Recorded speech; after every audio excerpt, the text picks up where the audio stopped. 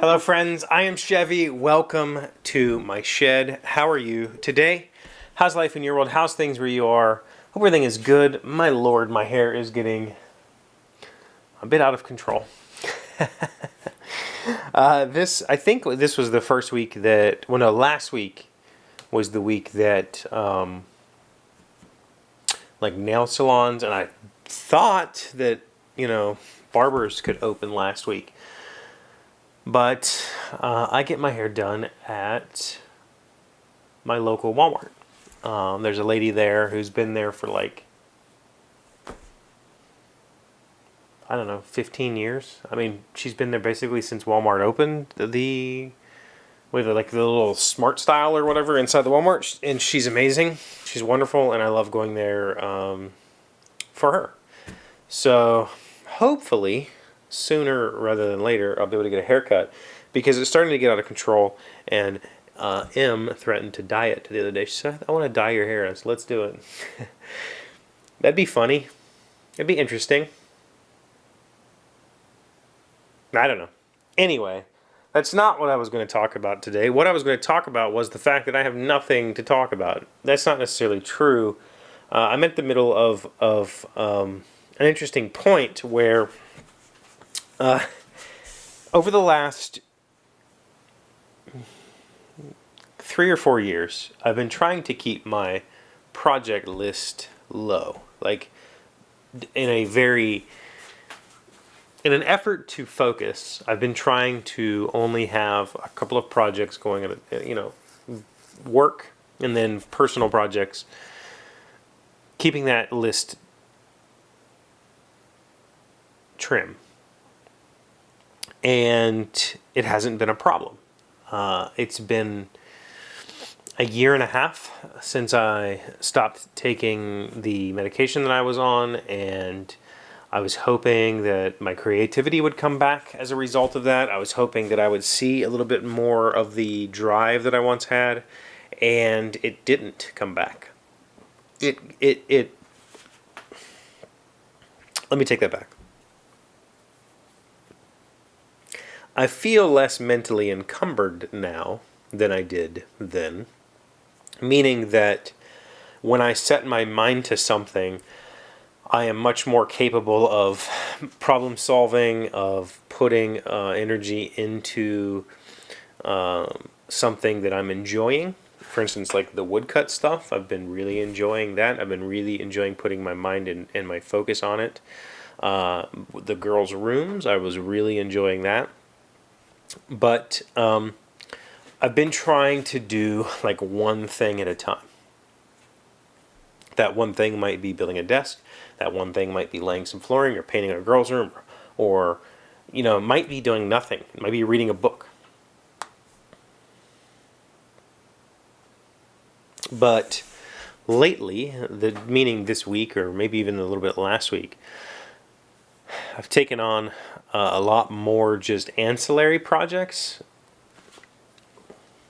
There's a carving that I'd like to do sitting on my bench for wood carving. There's the headboard project that I started this past weekend with my kid. There's a mirror sitting over here that needs sanded and painted for my oldest, for Roland. We put some paint on it, and it started to kind of orange peel, so I need to sand that and repaint it. I need to get quarter round in the girls' rooms. I need to build a desk for Keely's room for her computer. I might end up building some end tables, but I haven't decided on that yet, because we'd like to get both girls' dressers and probably matching nightstands. So I might just save up money for that and buy those things, because if I buy a dresser, I'm not going to build a dresser, for one. If I buy a dresser, then I would want the nightstands to match. So I'm gonna end up buying. But I have my little side project, which is this little roguelite game design idea that I have in my head, and I've been iterating through it, and I've been writing articles about that. I haven't written one in a few days now. I need to write. I think I was originally going to write 6 articles. I think I'm just going to write 4 and then continue with development, because I want to get going on the actual, like, the rest of it. So I have that project going, and I've gotten to the point now where I'm a little bit overwhelmed by all of it because my kids were here all weekend. I spent 3 or 4 days with them, and I got a lot of good stuff started, but none of it done.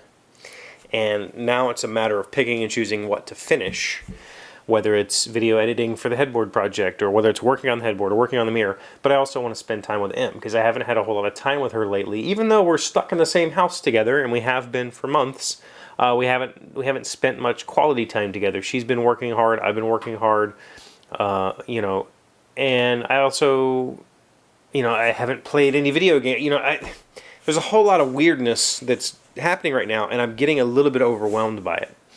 Not overwhelmed in a bad way, though. Overwhelmed in a sense that it feels like the old me. It feels like that person who took on all of the projects. Oh, my neighbor who's been cutting my grass, who's been... maybe I have told you that story. I don't know if I have. If I haven't told you the story, put it in the comments to tell you the story. But he's been cutting my grass, and he doesn't want me to pay him. Fine. But he stopped me the other day and gave me like a piece of walnut...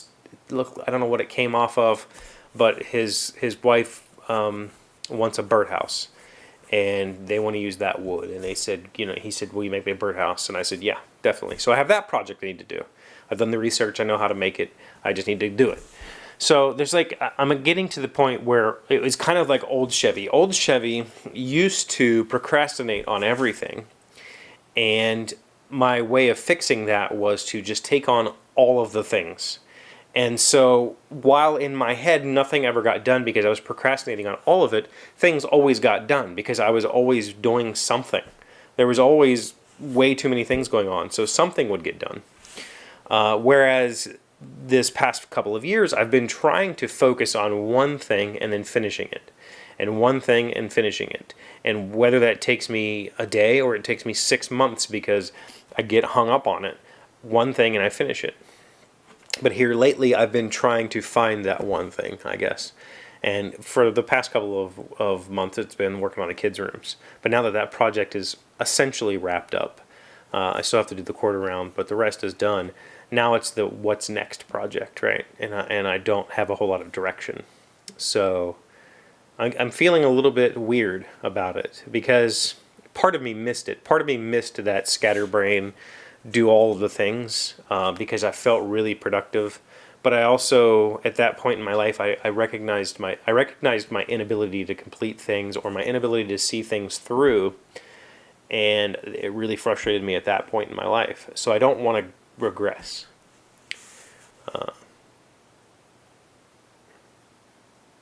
But for right now, stuff's getting done, and that's good. So I'm just gonna keep plugging along. I keep a list in my head. Should probably write it down. Here's the projects I need to finish. What's next, and check them off. But it's been fun. If you've been following the game design blog, thanks for reading it. Please leave me some comments. Let me know what you think.